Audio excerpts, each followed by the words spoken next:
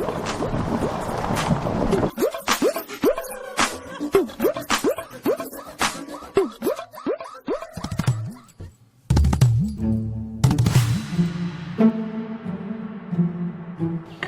Please.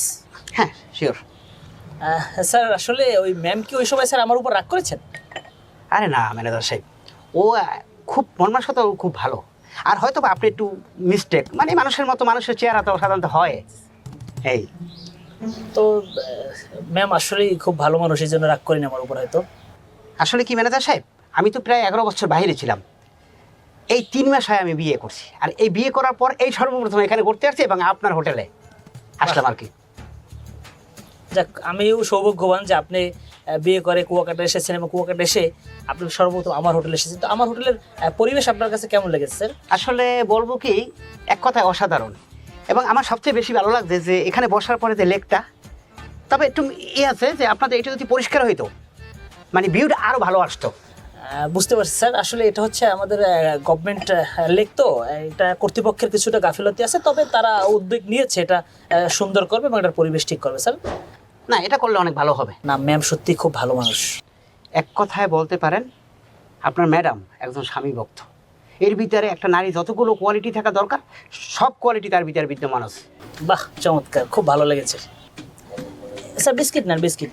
না, আমি অনেকগুলো খেয়েছি, ধন্যবাদ। আর স্যার লাঞ্চটা কি এখানে করবেন? এখানে দিতে পারবো? আচ্ছা, আমি একটু রুমে যেয়ে একটু আপনার ম্যাডামের সাথে কথা বলে দেখি। ঠিক আছে স্যার, থ্যাংক ইউ স্যার।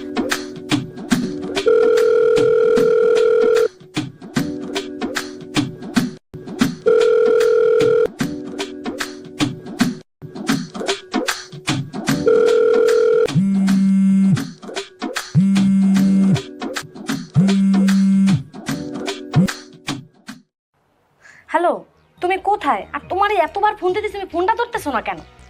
আমি আসতে আছি, আমি তো পথে। তুমি রেডি হও, আমি আসতে আছি। আরে আমি তো রেডি, আমি তো হোটেলে আছি। শোনো, আমরা একটু পরে বিচে যাব, তখন তোমার সাথে দেখা হবে। তাড়াতাড়ি বিচে চলে যাও, বুঝছো? আর ওইখান থেকে যা কথা হবে তোমার সাথে, ওইখানে যে একদম সরাসরি সামনাসামনি কথা হবে। আচ্ছা তাই তুমি রেডি হয়ে বিচের পারে, আমি বিচের পারে আইতে আছি। ওইন ভাই যা কল এখন কমনে। ওকে, ঠিক আছে। আচ্ছা রাখি দে।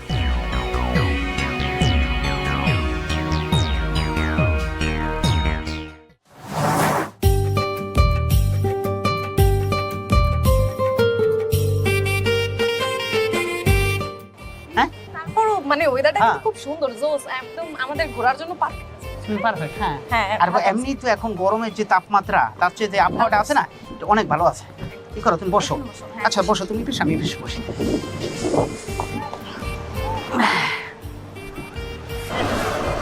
আচ্ছা রিয়া, হ্যাঁ বলো।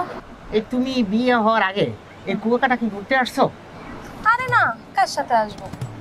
আর আমার বিয়ের আগে তোমার স্কুল বাড়ি, কলেজ বাড়ি এমনই কাটছে। আর আসলে কি, মানে মা বাবা খুব শাসনে রাখে, তো এই ঘোরাফেরার সময় পাইনি। বন্ধু বান্ধবরা আসে ঠিকই, কিন্তু আমি ওইরকম ভাবে সময় পাইনি, ওদের সাথে আসতে দিত না। বুঝতে পারছি। আমি সত্যি একজন দেখবো তোমার মতো সুন্দর একটা নর্ম ভদ্র কে রিয়া?